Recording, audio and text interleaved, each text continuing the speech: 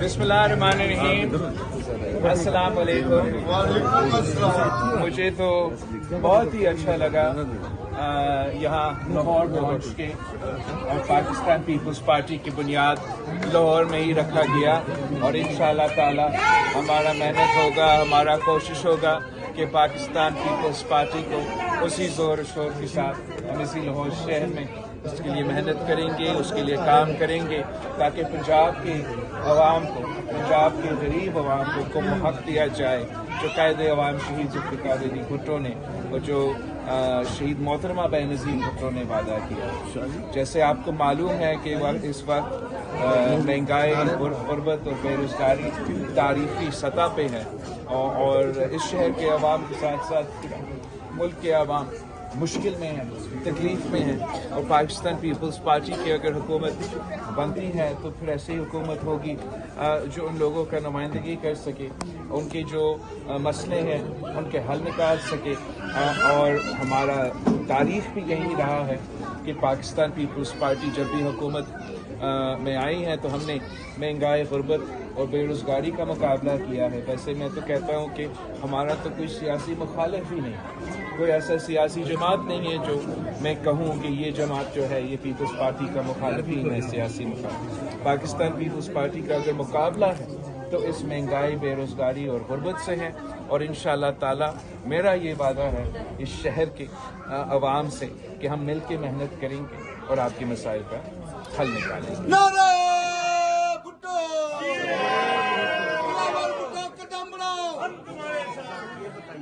Peoples party जो है शुरू से ही इसका मुद्दा भी रहा है, रोटी कपड़ा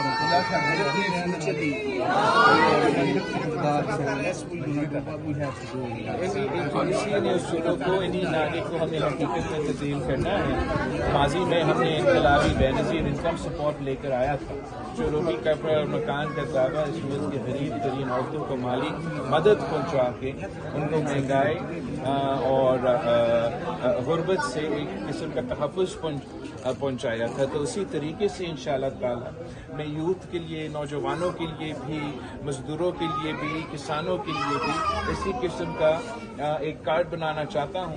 बताइएगा कि 8 फरवरी को आम इंतखाबात होने जा रहे हैं, पीपल्स पार्टी को आप पंजाब के अंदर किस तरह देख रहे हैं? और जरदारी साहब की तरफ से ये भी कहा जा रहा है कि बलोचिस्तान में हम एक बड़ा सरप्राइज देने वाले हैं, वो सरप्राइज क्या है? इंशाअल्लाह ताला हम बलूचिस्तान के साथ साथ तो पूरे पाकिस्तान में सरप्राइज दें, और हम बिल्कुल मेहनत कर रही हैं। सुबह पंजाब में भी मैं समझता हूँ कि अगर लेवल प्लेइंग फील्ड दिया जाता है पाकिस्तान पीपल्स पार्टी को, ख़ास तौर पे पंजाब में, तो हम अच्छा खासा सरप्राइज दिलवा सकेंगे। रावत साहब, नोटिफिकेशन तो जारी कर दिया गया इलेक्शन कमीशन की जानिब से, मगर अभी भी मुतअद्दिद हलकों में जो है वो अगर मगर की सूरत हाल है। क्या इलेक्शन होंगे? और दूसरा ये बताइएगा कि क्या पीपल्स पार्टी किन जमातों के साथ इत्तेहाद कर सकती है? और ये भी बता दें कि कई एक जमात है, मखसूस जमात है जिस पर बैन लगाया जा रहा है, उसकी इलेक्शन में शिरकत पर आप क्या कहेंगे? मेरे ख्याल में एक तो पाकिस्तान पीपल्स पार्टी एक सियासी जमात है, और सियासी जमातें के दरवाजे हर किसी के लिए सियासी डायलॉग के लिए हमेशा खुला रहते हैं। इस वक्त इस मुल्क में इस किस्म के हालात हैं कि पोलराइजेशन और हाइपर पार्टिजान एक पॉलिटिकल एनवायरनमेंट है। ये नफरत की सियासत अरूज पे है, तकसीम की सियासत अरूज पे है, और हमें इस बुखार को तोड़ना पड़ेगा। एक सबको साथ मिला के इस मुल्क में अवाम के मसाइल के, मुल्क के मसाइल के हल निकालना पड़ेगा।